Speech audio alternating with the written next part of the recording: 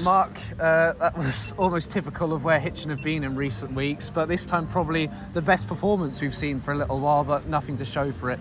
Well, then that's our problem, unfortunately. I keep saying it. I'm looking over what I've said in the past few weeks, and it's pretty much the same thing. Our approach play has been quite good. We get into good positions, but we either make wrong decisions or our execution's been poor in the final third. We actually did score 2 goals today,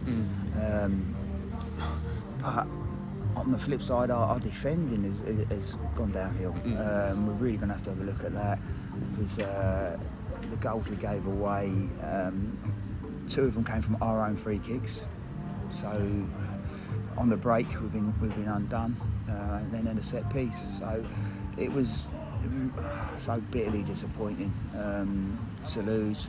I think it's even worse when you sort of get yourself back into the game and then let it slip again. And yes, it's hard one to take. We've got to be very careful that we do not let the season fall away.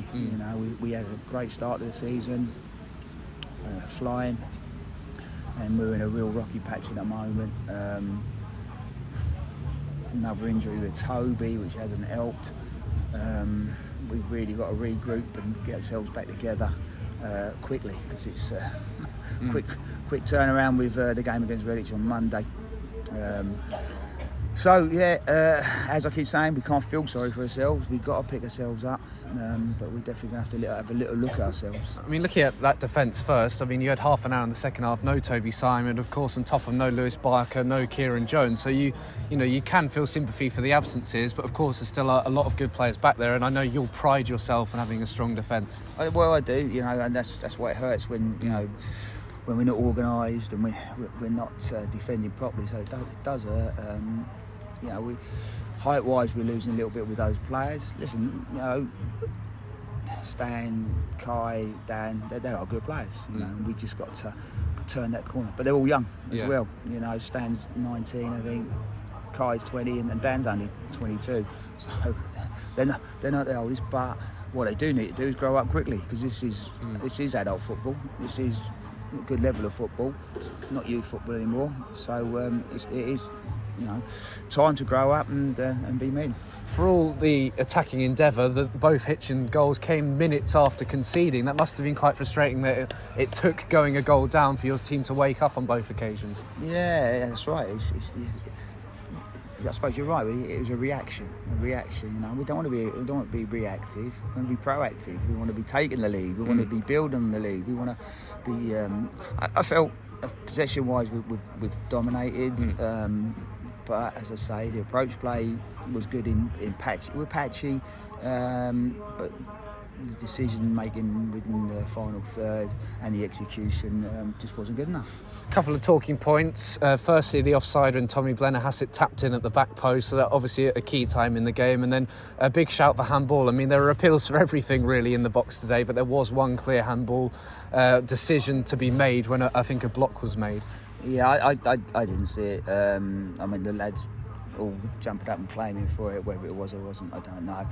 Poor old Tommy, I think he's just so desperate to score. He's had a touch, but if he lets it go, it's going in anyhow. So we've gone from being 2-1 up a few minutes later to 2-1 down. And that's what happens in football. On a spin of a coin, it can happen like that. So I feel sorry for him. He's just desperate to score, and it just unfortunately it's cost us. 2 very young strikers up front, really leading the line. Obviously, Daniel Idiakoa, not much older as well. And could you do with that, a bit of experience up front just to assist, the talent that you've got up there already? Well, it's something we're going to have to look at for sure. We started the season off really well, as I said.